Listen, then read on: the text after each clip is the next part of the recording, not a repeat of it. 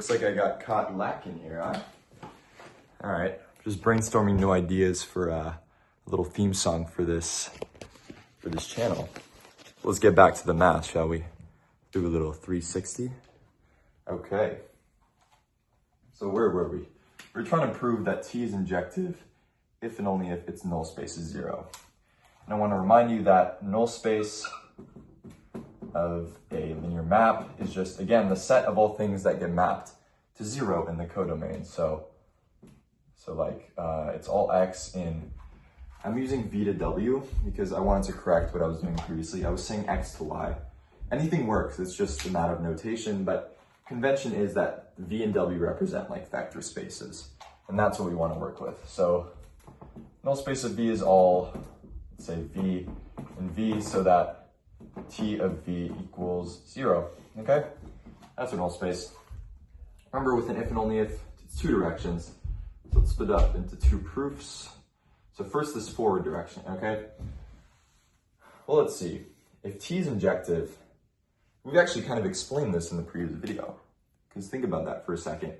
If T is injective, then it only maps one thing to another thing. And we already know that T of 0 is equal to 0. We've shown that in a previous video, okay? And what I said in the previous video was T of X equals 0 and X is not equal to 0. Well, that would mean, okay, so that would mean X for 1 is in the null space of T. But what would that also mean? That means we found another point besides 0 that maps to the same point, 0, okay? And so that's problematic because we're assuming that T is injective. So this would be a contradiction. And so we know that the null space has to just be 0. So this direction's okay. This direction's a little more interesting. And so, well, what's happening here? Well, we're assuming, so let's take this a little more carefully. Assume that the null of T is equal to just that, okay? Well, we're gonna go by contradiction. It's not necessary, but I feel like it's easier to follow. And these two things are separate. So assume this is 0. Let's assume for sake of contradiction, assume by contradiction, T not injective. Okay. Okay. What does that mean? That means that there exists, so there exists X and Y. Well, since we're dealing with V and W, we can do X and Y, that's fine. There exists X and Y in, well, let's say V, okay? Because that's our domain. And so there exists X and Y in V so that, and it's important, is that X is not equal to Y, okay? So that T of X equals T of Y. What's that just saying? Well, that's just the negation of what it means to be injective, because to be injective, it means that if X and Y are different, T of X and T of X have to be different. If they're the same, we're mapping two different things to the same thing. And so this is the contradiction of that. This is the negation is the right word, okay? So, okay, well, let's move this guy to the other side. We're just subtracting it off. So we're taking I should say the additive inverse, that's the right word, but that's the same thing. So we're taking the additive inverse on both sides. So it's T of X minus T of Y, and this is equal to 0 because these cancel out. They're additive inverses of each other.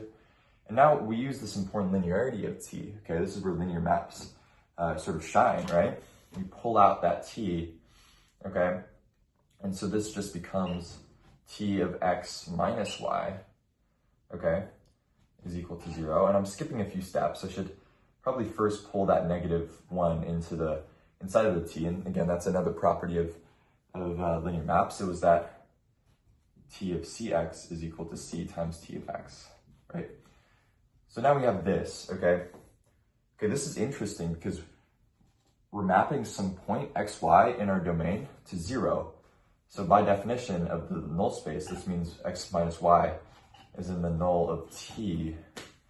Well, what are we assuming? We're assuming the null of T is just equal to 0. So this means X minus Y has to equal 0, which means X equals Y uh-oh, that's an issue because we assumed x is not equal to y.